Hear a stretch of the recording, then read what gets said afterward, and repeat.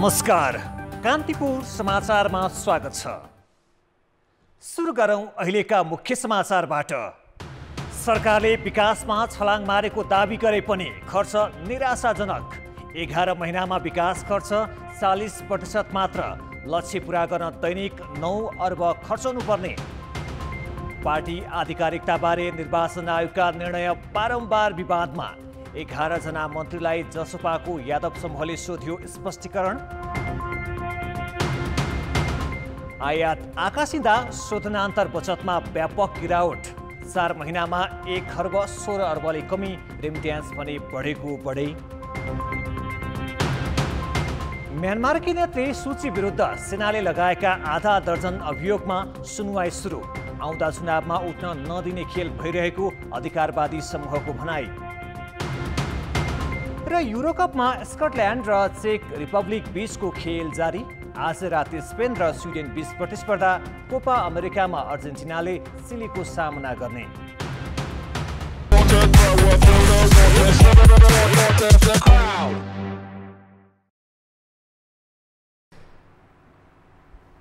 सरकारको कार्यक्षमतामाथि यसपालि पनि प्रश्न उब्जिएको छ। विकास बजेट 11 महिनामा आधा पनि खर्च भएको छैन। असार 25 पछि खर्च गर्न नपाइने कानुनी व्यवस्था छ। लक्ष्य अनुसार विकास निर्माणका काम गर्ने हो भने अबका 24 दिनमा सरकारले दैनिक करिब 9 अर्ब रुपैयाँ खर्च गर्नुपर्नेछ। चालु आर्थिक वर्ष विकास निर्माणका लागि 3 खर्ब 52 अर्ब 95 करोड रुपियाँ छुट्याइएको थियो। तर महालेखा नियन्त्रण कार्यालयका अनुसार आइतबारसम्म 1 खर्ब 40 अर्ब 94 करोड मात्र खर्च भएको छ। यो भनेको 39.94% हो। आर्थिक कार्यविधि अनुसार आर्थिक वर्ष समाप्त हुनु अघि अर्थात् असार 25 मा खाता बन्द गर्नुपर्ने भएकाले अबको 24 दिनमा 60% अर्थात् 2 खर्ब 13 अर्ब रुपियाँ विकास बजेट खर्च गर्नुपर्नेछ। यो भनेको दैनिक 8 अर्ब 87 करोड हो। जबकि आइतबार विकास बजेट 61 करोड मात्र खर्च भएको तथ्याङ्क छ। सरकारी अधिकारीले भने विकास निर्माणका कतिपय कामको भुक्तानी नै बाँकी रहेकाले खर्च नभएको जस्तो देखिएको जवाफ दिन्छन्। पछिल्ला वर्षहरूमा त्यो अझ कम भएको पाइएको छ। एक त हाम्रो अलिकति भोल्युम पनि ठुलो हो, अनि हाम्रो क्यापासिटी अनुसार चाहिँ, अनि अरू विभिन्न कारणहरूले गर्दाखेरि अब समयमै काम नहुने, खर्च नहुने भइहाले पनि अब केही जेठमा, अहिले जेठमा पनि त्यति भएको छैन। अब असारमा पनि अब कति हुन्छ, यो कोभिडको महामारीकै बीचमा छौँ, त्यस्तो अवस्था छ। प्रधानमन्त्री केपी ओलीले आफ्ना हरेक जस्तो सम्बोधन र भाषणमा विकासले फड्को मारेको दाबी गर्दै आएका छन्। उनले सडक निर्माणमा छलाङ नै मारेको भन्ने गरेका छन्। तर सरकारले नै गरेको खर्चले त्यसलाई साथ दिँदैन। 11 महिनामा 40% मात्र विकास बजेट खर्च भएको यो पहिलो पटक होइन। गत आर्थिक वर्ष त विकास बजेट 2 दशक यताकै सबैभन्दा कम खर्च भएको थियो। खर्च बिनाको विकासको गफ आँखामा छारो हाले जस्तै हो। बजेट खर्च नगर्दा रोजगारीका अवसर सिर्जना हुन सकेका छैनन् भने लक्षित वर्ग विकासको फल चाख्नबाट वञ्चित छ। अर्कातिर असारे विकासका नाममा बजेट दुरुपयोगको जोखिम छ। विकास र समृद्धिको नारा सुनाउन नछोडेको सरकारले आफ्नो क्षमता बढाउनतिर ध्यानै दिएको छैन। वार्षिक 3.5 अर्बको बजेट ठुलो नभए पनि खर्च गर्न नसक्नुले सरकारी संयन्त्रको क्षमतामाथि गम्भीर प्रश्न उब्जिएको छ। र प्रशासनिक क्षेत्रमा विकास प्रशासनमा काम गर्ने जिम्मेवार पदाधिकारीमा जोखिम लिने क्षमता, काम नतिजा देखाउनुपर्छ भन्ने भावना र उत्तरदायित्व र जवाबदेहिता क्रमशः पछिल्लो चरणमा हट्दै गएको छ। यी समग्र कारणहरूले गर्दा पुँजीगत खर्च बढाउन समस्या पनि देखिएको छ। यी सबैको जड मैले अघि नै भने हाम्रो समग्र शासन प्रणाली, कानुनको कार्यान्वयन र यो अराजकता नियन्त्रण गर्ने अवस्थासँग जोडिएको हुनाले यसमा ध्यान दिन सकियो र जरोबाटै समस्या समाधान गर्न सकियो भने मात्रै हामी सफल हुन्छौँ। अन्यथा टाप टिपे सामान्य किसिमका सुधारले नतिजा आउन सक्ने देखिएन। संविधानमा नै व्यवस्था गरी जेठ 15 मा बजेट ल्याउन थालेको 6 वर्ष भइसके पनि समय छौन्जेल कामै नगरी निदाउने र असारमा पानी पर्न थालेपछि बजेट बगाउने प्रवृत्ति भने अन्त्य हुन सकेको छैन। कान्तिपुर समाचारका लागि सुमन पन्थ, काठमाडौँ। कोरोनाका कारण आज 53 जनाको ज्यान गएको छ। 2918 जना संक्रमित थपिएका छन्। गत 24 घण्टामा 3438 जनाको PCR परीक्षण गर्दा झन्डै 22% भाइरस देखिएको हो। सक्रिय संक्रमित मध्ये अहिले पनि 61,122 जना होम आइसोलेसनमा छन्। 4,600 भन्दा बढी संस्थागत आइसोलेसनमा छन्। 995 जनाको आइसियु र 324 जनाको भेन्टिलेटरमा उपचार भइरहेको छ। अहिलेसम्म मृतकको संख्या 8,465 पुगेको छ। स्वास्थ्य मन्त्रालयका अनुसार हालसम्म 6,91,494 जनाले दुवै मात्रा खोप लगाएका छन्। पहिलो मात्रा लगाउने 24,22,000 छन्। राष्ट्रिय मानवाधिकार आयोगले समुदाय स्तरमा कोभिड-19 को परीक्षण बढाउन सरकारलाई निर्देशन दिएको छ। गाउँमा परीक्षणको दायरा बढाई संक्रमित पहिचान गर्ने कार्य हुन नसकेको भन्दै आयोगले आज स्वास्थ्य तथा जनसङ्ख्या मन्त्रालयलाई पत्र पठाएको छ। लक्षण देखेका बिरामीले समेत परीक्षण गर्न नमान्दा समुदाय स्तरमा संक्रमण फैलिएको र औषधि तथा अन्य स्वास्थ्य सामग्रीहरू चर्को मूल्यमा बिक्री भइरहेकोमा समेत आयोगले सरकारको ध्यानाकर्षण गराएको छ। यसैगरी आयोगले सबै नागरिकलाई कोभिड-19 विरुद्धको खोपको उचित व्यवस्थापन गर्न भनेको छ। कोभिसिल्ड खोपको पहिलो डोज प्राप्त गरेकाहरूका लागि दोस्रो डोज खोपको सुनिश्चितता हुन नसकेको भनी आयोगमा गुनासो हुने गरेको भन्दै आयोगले खोपमा लक्षित वर्गको पहुँच सुनिश्चितता गर्न र जोखिममा रहेका समुदायलाई प्राथमिकता दिन सरकारलाई आग्रह गरेको छ।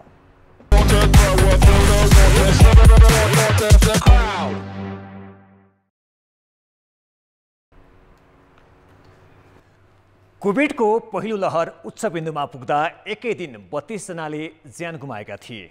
अहिले दोस्रो लहरमा संक्रमण दर घट्यो भनिरहँदा नै दैनिक मृत्यु 46बाट घटेको छैन।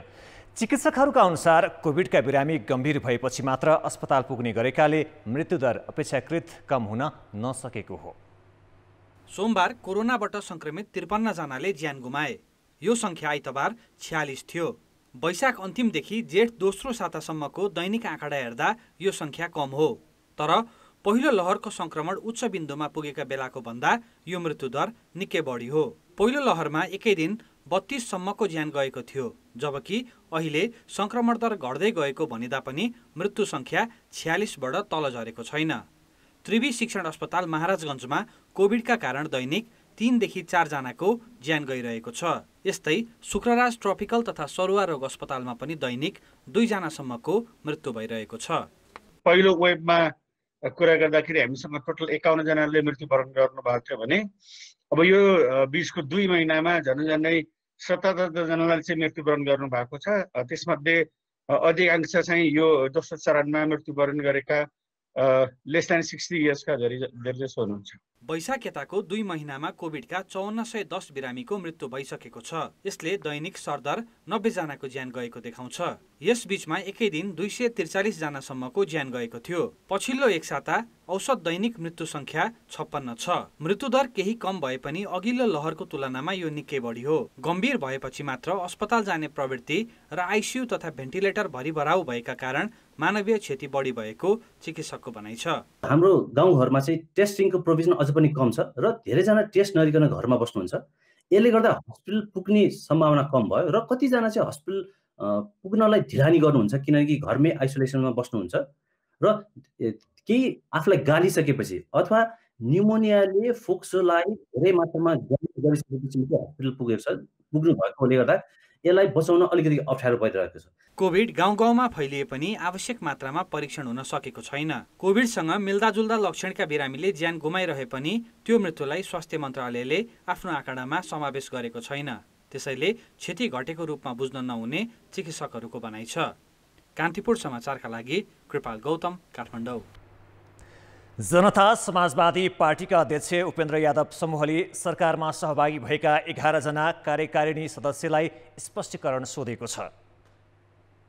अध्यक्ष यादवले उपप्रधानमन्त्री राजेन्द्र महतो सहित 11 जना पार्टीको नीति विपरीत सरकारमा सहभागी भएको भन्दै उनीहरूलाई साथ दिने स्पष्टीकरण सोधेका हुन्।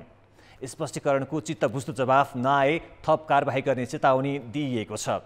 यसअघि यादव पक्षले अर्का अध्यक्ष महन्त ठाकुर सहित 4 जनालाई पार्टीको साधारण सदस्य समेत नरहने गरी निष्कासन गरेको थियो। अध्यक्ष ठाकुरले पनि यादवलाई पार्टीबाट निष्कासन गरेका थिए। दुवै पक्षले आफू आधिकारिक भएको भन्दै निर्वाचन आयोगमा पदाधिकारी अद्यावधिक गर्न निवेदन दिएका थिए। आयोगले भने प्रक्रिया नपुगेको भन्दै हिजो दुवै पक्षको कारबाहीलाई मान्यता दिन अस्वीकार गरेको थियो। सत्ताको खिचातानी र आन्तरिक शक्ति सङ्घर्षका कारण राजनैतिक दलहरू कारबाहीदेखि टुटफुटसम्म पुग्दा निर्वाचन आयोगको भूमिका भने विवाद रहित बन्न सकेको छैन। यसअघि नेकपाको विवादमा सत्ताको छायामा परेको आरोप खेपेको आयोग अहिले फेरि जनता समाजवादी पार्टीको कारबाही र निष्कासन प्रकरणमा पनि उस्तै विवादमा तानिएको छ।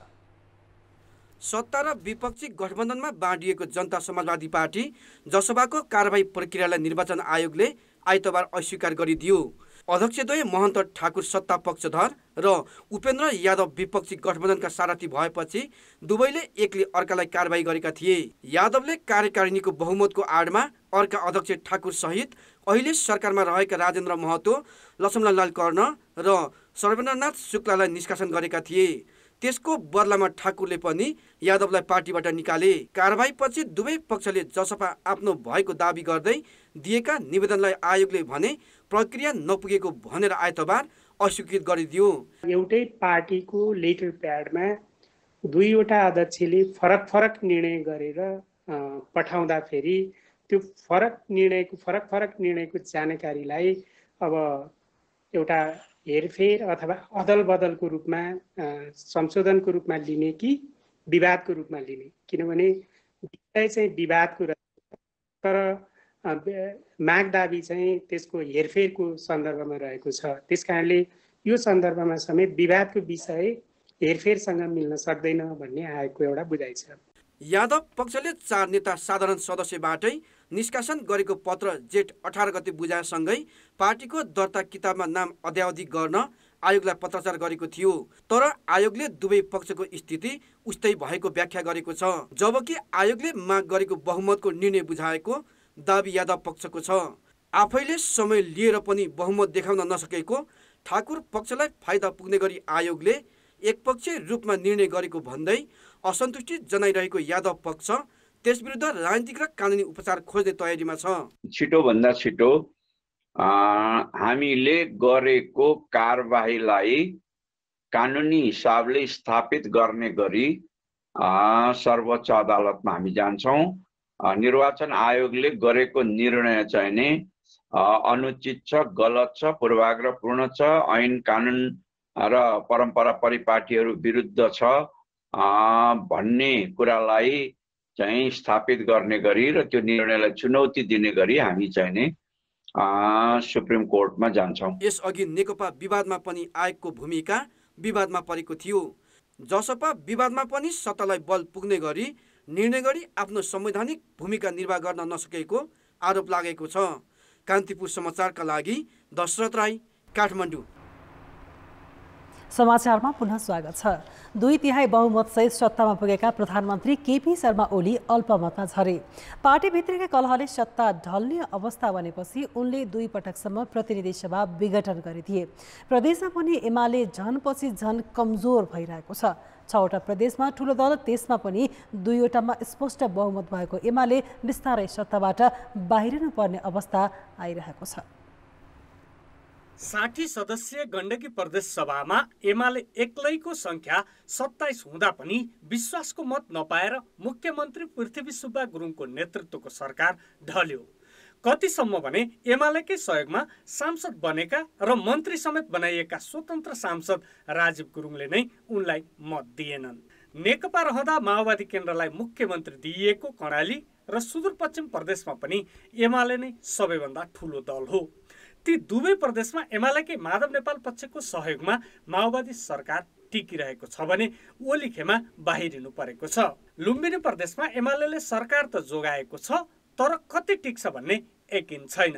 एमालेकै एक सांसदले राजीनामा दिएका छन् भने नेकपाबाट चुनाव लडेकी एक सांसदले माओवादी रोजेकी छन्।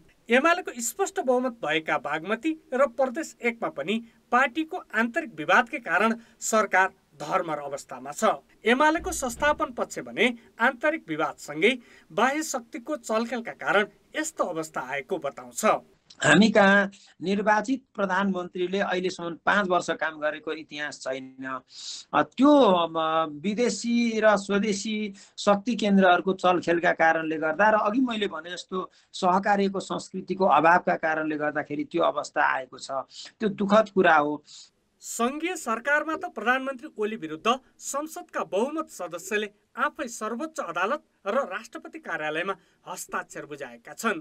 त्यसमा एमालेको असन्तुष्ट पक्ष पनि छ। आखिर त्यो शक्तिमान रहेको एमाले किन यति धेरै कमजोर भयो त? केन्द्रमा राजनीतिक शक्तिको व्यवस्थापन गर्न नसकेको कारणले त्यसको प्रभाव या दुष्प्रभाव भनौँ प्रदेशहरूमा पर्दै गएको छ। र स्वयं अहिले त के आयो भने एमाले भित्रै पनि, हिजोको नेकपाको कुरा छोडौँ, एमाले भित्रै पनि आफ्नै दलका नेताहरूसँग शक्ति साझेदारी गर्न प्रधानमन्त्री तयार नभएको कारणले गर्दा एमालेकै असन्तुष्ट पक्ष माधव नेपाल झलनाथ पक्षको सहयोगमा कहीँ ठाउँमा सत्ता टिकेको छ, कहीँ ठाउँमा सत्ता ढल्ने अवस्थामा गएको देखिन्छ। ओलीले पार्टीभित्रको असन्तुष्टि व्यवस्थापन गर्न नसक्नु र नेताहरू बीचको टक्रावका कारण तिनै तहमा सबैभन्दा ठूलो शक्ति भएर पनि एमाले अहिले रक्षात्मक अवस्थामा पुगेको छ। विवाद थप चर्किँदै गए एमाले झन कमजोर हुने निश्चित छ। कान्तिपुर समाचारका लागि दीपक आचार्य, काठमाडौँ।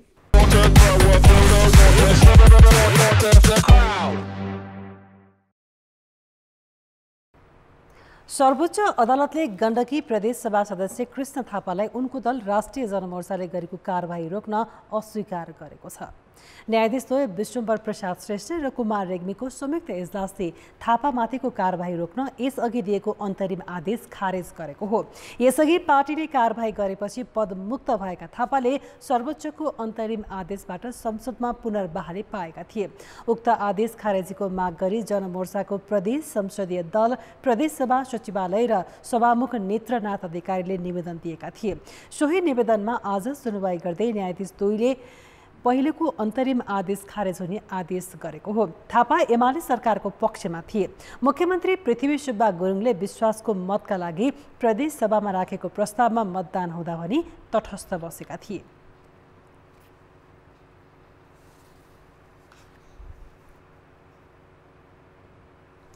राजनीतिक नेतृत्वमाथि राज्यको स्रोतै बेवास्ता गरी सुविधा भोगी भएको आरोप लाग्दै आएको छ। आरोप चिर्ने खालको काम गर्नुको साटो गण्डकी प्रदेश सरकारले पनि पदमुक्त भएका मुख्यमन्त्रीलाई पनि सुविधा दिने निर्णय गरेको छ। नेपाली कांग्रेसका कृष्णचन्द्र पोखरेल नेपाली शनिबार गण्डकी प्रदेशको मुख्यमन्त्री नियुक्त भएका हुन्। उनको नियुक्तिपछि एमालेका पृथ्वी सुब्बा गुरुङ पूर्व मुख्यमन्त्रीको हैसियतमा पुगे। पोखरेलले मन्त्री परिषदको पहिलो बैठकबाटै पूर्व मुख्यमन्त्रीलाई सुविधा दिने निर्णय गरे। गुरुङमाथि कोभिड रोकथाममा प्रभावकारी काम गर्न नसकेको आरोप प्रदेश सभामा पोखरेल र उनको दलका अन्य नेताले लगाएका थिए, जसका कारण गुरुङलाई विस्थापित गरेका पोखरेल जनमुखी काममा केन्द्रित हुनेछन् भन्ने धेरैको अपेक्षा थियो। तर उनले कार्यविधि नै बनाएर सुविधा दिने र भविष्यमा आफू पनि त्यही सुविधाबाट लाभान्वित हुने गरी मन्त्री परिषदको पहिलो निर्णय गरेका छन्। पूर्व मुख्यमन्त्रीलाई वा भूतपूर्व मुख्यमन्त्रीलाई के त्यस्तो किसिमको सुरक्षा के दिन हुन्छ कि हुँदैन, दिन हुन्छ भने के दिन हुन्छ र कहिलेसम्म दिन हुन्छ, यो बारेमा प्रदेश सभामा छलफल गराएर जान सकिन्छ। अहिले तत्काललाई उहाँको सुरक्षा थ्रेट छ भने त्यो सुरक्षा थ्रेटलाई सम्बोधन गर्नका निम्ति अहिले तत्कालले क्याबिनेटमा केही छलफल गर्नलाई एउटा बेटर अन्डरस्ट्यान्डिङ बनेको छ भनेर हामीले भन्यौँ। त्यसलाई आर्थिक सुविधा दिन लाग्यो भनेर जसरी प्रचारित गरियो यो चाहिँ पूर्णतया असत्य छ, भ्रामक छ भन्ने कुरा नै म निवेदन गर्न चाहन्छु। मुख्यमन्त्री राजनीतिक पद हो। त्यो पदमा प्रदेश सभाका जो कोही सदस्य पनि नियुक्त हुन सक्छन् र पद दीर्घकालीन प्रकृतिको होइन। स्वयं पोखरेल पनि त्यो पदमा कति समय रहन्छन् अहिले नै भन्न सकिने अवस्था छैन, किनकि 1 महिनाभित्र उनले विश्वासको मत लिनुपर्नेछ। लिन नसके उनी स्वयं 6 महिनाभन्दा बढी पदमा रहन सक्दैनन्। त्यसैले उनले कतै आफूलाई नै केन्द्रमा राखेर सुविधा दिने निर्णय लिएका त होइनन् भन्ने प्रश्न उब्जिएको छ। त्यो भन्दा डरलाग्दो गण्डकीको सिकु अन्य प्रदेश सरकारका साथै स्थानीय तहले पनि गर्न सक्ने जोखिम बढेको छ। त्यसो भए सरकारी ढुकुटी पदबाट हटेका नेता पाल्नमै सकिनेछ। अहिलेसम्म पनि केन्द्रीय यो संसदले पूर्व विशिष्ट पदाधिकारीलाई कस्तो सुविधा दिने भनेर कानुन निर्माण गर्न सकेको छैन। यो जनअभिमतको विरुद्धमा भएको हुनाले भोलि म पनि चाहिँ पूर्व मुख्यमन्त्री हुने हो। त्यसो हुनाले मैले बाँचुन्जेलसम्म भोलि पनि चाहिँ सेवा सुविधा र लिनुपर्छ राज्यबाट र मैले विलासी जीवन चाहिँ बिताउन पाउनुपर्छ भन्ने दुराशयबाट प्रेरित यो चाहिँ निर्णय हो। त्यसो हुनाले यो गलत निर्णय छ। यो गलत निर्णय चाहिँ तुरुन्त सच्याउनु पर्छ। केन्द्रमा अहिलेसम्म पूर्व पदाधिकारीलाई सुविधा दिने कानुन छैन। कानुन नभए पनि मन्त्री परिषदको पटक्कै निर्णयका आधारमा पूर्व राष्ट्रपति, पूर्व उपराष्ट्रपति र पूर्व प्रधानमन्त्रीलाई सुविधा दिने गरिएको छ। कर्मचारीले पेन्सन पाए जस्तो पूर्व पदाधिकारीलाई सुविधा दिएर पाल्नु आफैमा गलत हो। कार्यविधि नै बनाएर त्यस्तो गलत परम्परालाई प्रोत्साहित गर्न खोज्नुले नेताप्रति थप नकारात्मक सन्देश गएको छ। कान्तिपुर समाचारका लागि पोखराबाट भूपाल गुरुङ र रमेश धमला, काठमाडौँ। यस वर्षको बर्खामा औसतभन्दा बढी पानी पर्न सक्ने र बाढी, पहिरो, डुबान लगायतका प्राकृतिक विपत्तिबाट 18 लाखभन्दा बढी जनसङ्ख्या प्रभावित हुन सक्ने राष्ट्रिय विपद व्यवस्थापन प्राधिकरणले जनाएको छ। पहिरोबाट मात्रै 1 लाखभन्दा धेरै व्यक्ति प्रभावित हुने आकलन प्राधिकरणले गरेको छ।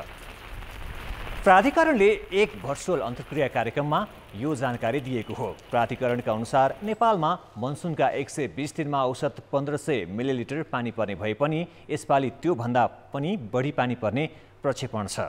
बाढी, पहिरो, डुबान लगायत विपदका घटनाबाट वर्षमा 18 लाखभन्दा बढी जनसङ्ख्या प्रभावित हुने आकलनसहित प्राधिकरणले क्षति कम गर्न पूर्व तयारी थालेको जनाएको छ। 7वटा प्रदेशका मुख्यमन्त्रीको कार्यालय, आन्तरिक मामिला तथा कानुन मन्त्रालयका कार्यालयहरूसँग हामीले प्राविधिक सहयोगमा हामी छलफल गऱ्यौँ र त्यसको आधारमा हामीले थप सामग्रीहरू के चाहिन सक्छ, कुन प्रदेशको नाममा चाहिन सक्छ, कहाँ जिल्लाहरूमा जान सक्छ, त्यसलाई पनि हामी अहिले मोबिलाइज गर्दैछौँ।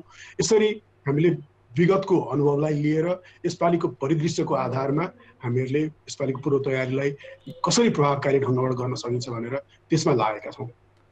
विपदका घटना आधा कम गर्न सकिने गरी प्राधिकरणले रौतहट लगायतका पहिरोको उच्च जोखिम रहेका 9वटा जिल्लाका 36वटा स्थानीय तहमा 5 दिन अघि नै जानकारी हुने गरी पूर्व सूचना प्रणाली लागू गर्न लागेको जनाएको छ।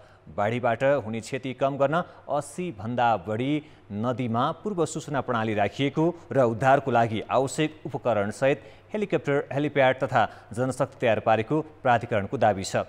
यसैबीच मुलुकका अधिकांश भागमा मनसुन सक्रिय भएकाले बाढी, पहिरो, चट्याङ आदिको जोखिम रहेको र त्यसप्रति सतर्क रहन जल तथा मौसम विज्ञान विभागले आग्रह गरेको छ।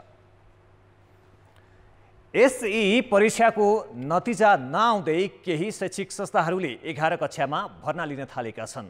नतिजा नआउँदै भर्ना खोलेर निजी शैक्षिक संस्थाका सञ्चालकहरूले आफ्नो व्यापारका लागि विद्यार्थीको मनोभावनामा खेलेको अभिभावकको आरोप छ। काठमाडौँको 32 पुतली स्थित गोल्डन गेट कलेजले आफ्नो वेबसाइटमा 11 कक्षामा भर्ना खुलेको विज्ञापन राखेको छ। उसले यसको नाम भने प्री रजिस्ट्रेसन भनेर दिएको हो। जबकि एसई परीक्षाको नतिजा नआई भर्ना खोल्नै पाइँदैन। प्री रजिस्ट्रेसन गराउने व्यवस्था शिक्षा सम्बन्धी कुनै नियम वा कानुनमा छैन। कोभिडले यसपालि पनि एसई परीक्षा हुन नसकेकाले विद्यार्थीलाई आन्तरिक मूल्याङ्कनका आधारमा प्रमाणपत्र दिइँदैछ। तर राष्ट्रिय परीक्षा बोर्डले कार्यविधि बल्ल बनाएकाले मूल्याङ्कन प्रक्रिया अगाडि बढेकै छैन। तर Golden Gate, White House, Global, Kiss, Mega, United Academy लगायतले भने आफ्नो वेबसाइटमा 11 कक्षा पढ्न चाहने विद्यार्थीका लागि कानुनले नचिन्ने प्री रजिस्ट्रेसनका नाममा भर्ना खुलेका हुन्। निस्ट कलेजले त प्रति विद्यार्थी 3000 रुपियाँका दरले ब्रिज कोर्स नै सञ्चालन गरिरहेको छ। शिक्षा मन्त्रालय मार्फतको शिक्षा तथा मानव स्रोत विकास केन्द्रले यसलाई अवैध भनेको छ। वास्तवमा हामी सबैलाई थाहा छ, रिजल्ट नभइकन विद्यार्थी क्लास प्रमोसन हुन्छ हुँदैन भन्ने कुरा टेक्निकली सबैलाई जानकारी भएकै विषय हो। जबकि विद्यार्थीको मूल्याङ्कन त्यस पछाडि त्यसको रिजल्ट ननिस्किकन विद्यार्थी माथिल्लो कक्षामा गयो भन्ने सुनिश्चित र त्यो आधिकारिक नहुन्जेलसम्म जुन भर्ना गर्ने कुरा छ यो कानुन सम्मत मिल्दैन, व्यावहारिक पनि मिल्दैन र कानुन सम्मत पनि मिल्दैन। यो चाहिँ ठिक विषय होइन। विद्यार्थीले 11 कक्षामा पढ्न पाउने नपाउने, त्यसमा पनि पढ्न चाहेको विषय योग्यता पुग्ने नपुग्ने लगायतका विषय श्रावण पहिलो साताभन्दा अगाडि थाहै हुँदैन। तर नतिजा प्रकाशनको प्रक्रिया अगाडि नबढ्दै केही कलेजले भर्ना खोल्दा ती संस्थाहरूले आफू कानुनभन्दा माथि रहेको सन्देश दिन खोजेका छन्। यसबाट अहिले चुप्प बसे पछि भर्ना नपाइने हो कि भन्ने डरले विद्यार्थीमा मनोवैज्ञानिक असर परेको छ। विद्यार्थीको मनोभावमा खेलेर निजी कलेजले व्यापार गर्न खोजेको अभिभावकको आरोप छ। अनि निश्चित विद्यालयहरूले मात्र गरेपछि नाम चलेका अलिकति ठुला भनेका विद्यालय गरिसकेपछि त अनि बाहिर प्रचार हुन्छ, अभिभावकहरू अन्यल हो नि, जाउँ कि नजाउँ, जानै पर्यो।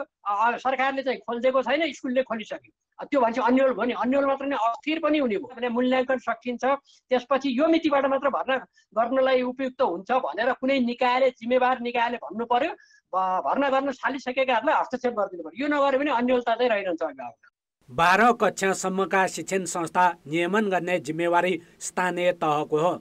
तर आफ्नो व्यापारका लागि निजी शैक्षिक संस्थाका सञ्चालकहरूको मनोमानीमा स्थानीय तहदेखि राज्यका सबै निकाय मौन देखिएका छन्। कान्तिपुर समाचारका लागि क्यामेरामा सञ्जय लुइतेलका साथ नारायण किलम्बु, काठमाडौँ।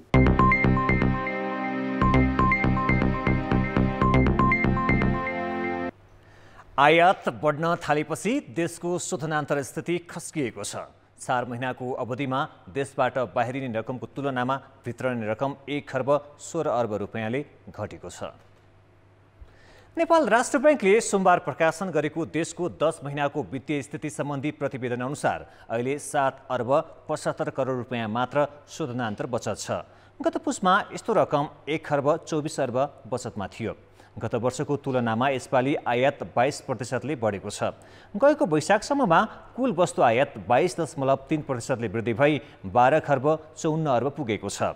अघिल्लो वर्षको सोही अवधिमा यस्तो आयात 13%ले घटेको थियो। निर्यात यसपालि 32%ले वृद्धि भई 1 खर्ब 8 अर्ब पुगेको छ।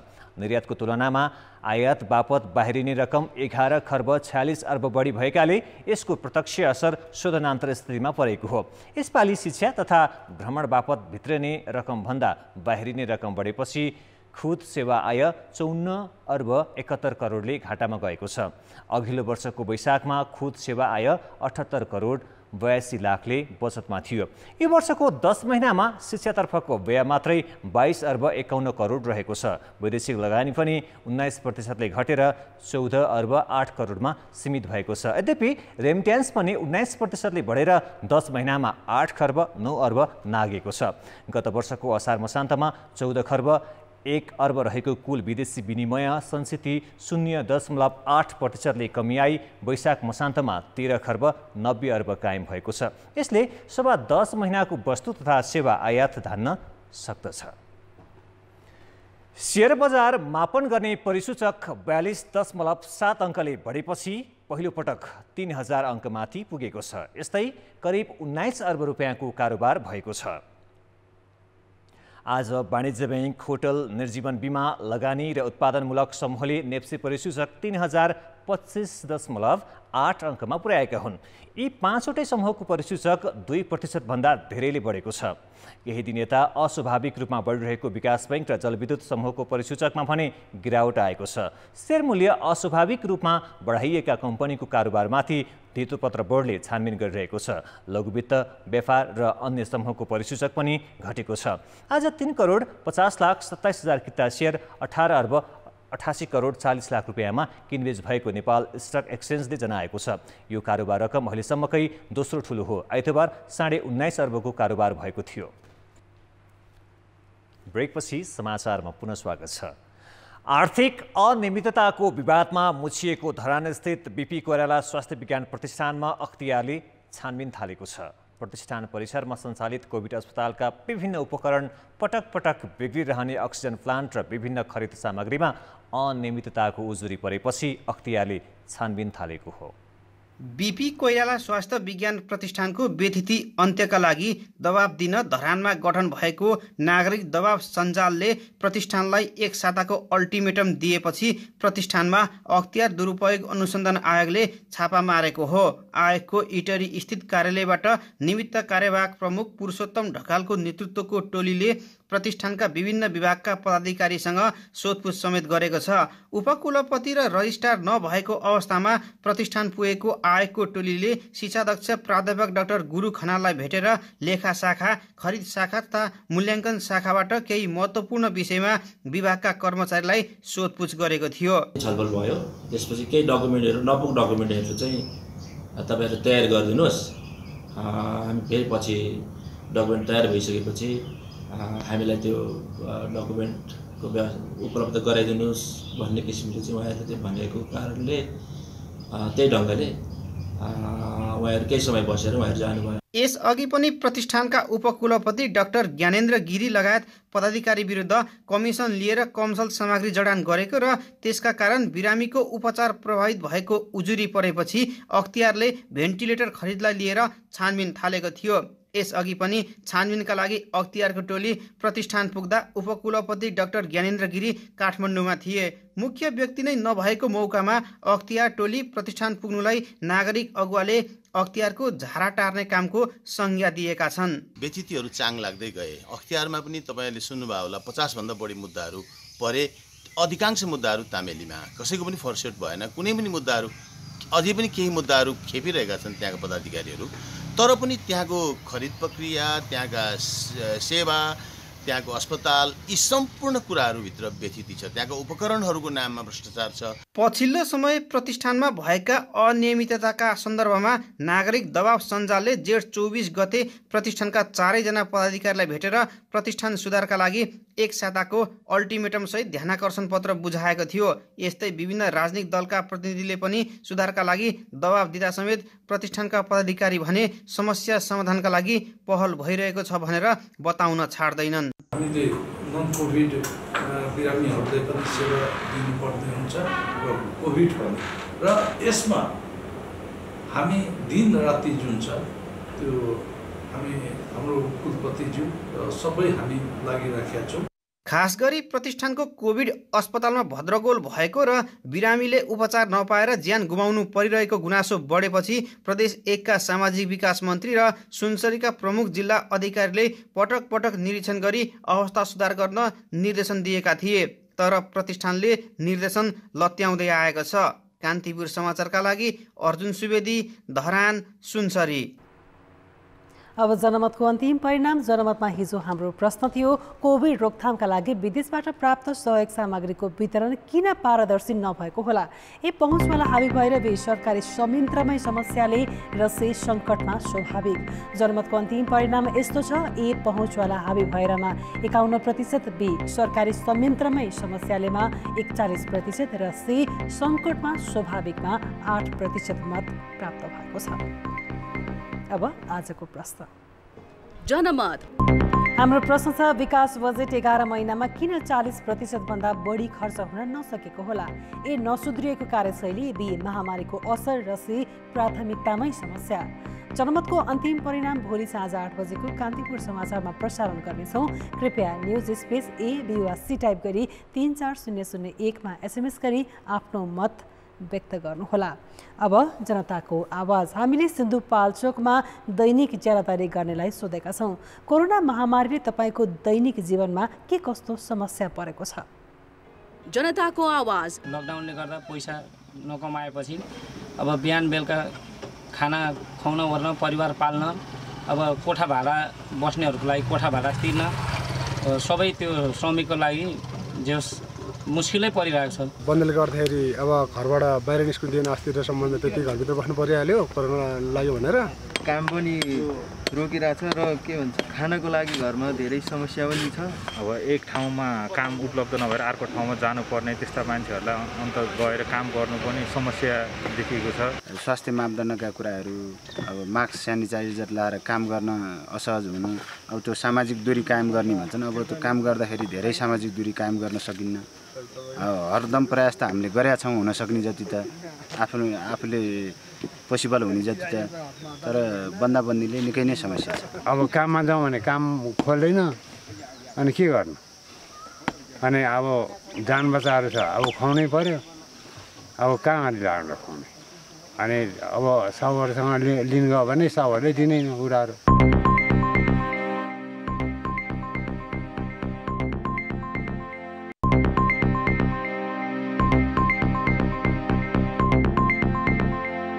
युरोकप विशेष। युरोकप फुटबलमा चेक गणतन्त्रले विजयी सुरुवात गरेको छ। आज भएको खेलमा उसले स्कटल्यान्डलाई 2-0 गोलले हरायो। घरेलु मैदान ह्याम्पडेन पार्कमा भएको खेलमा चेकका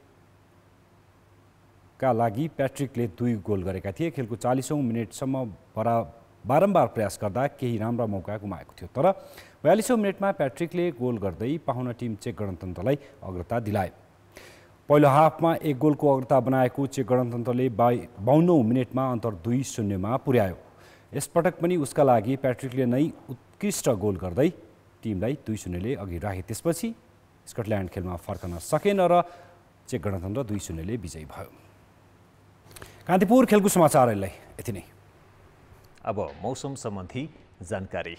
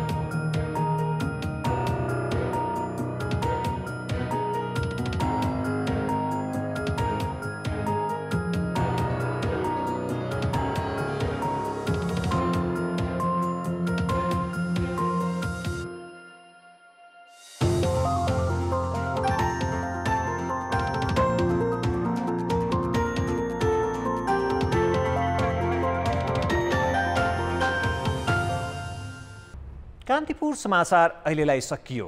कान्तिपुर टेलिभिजन हेर्दै गर्नुहोला। नमस्ते।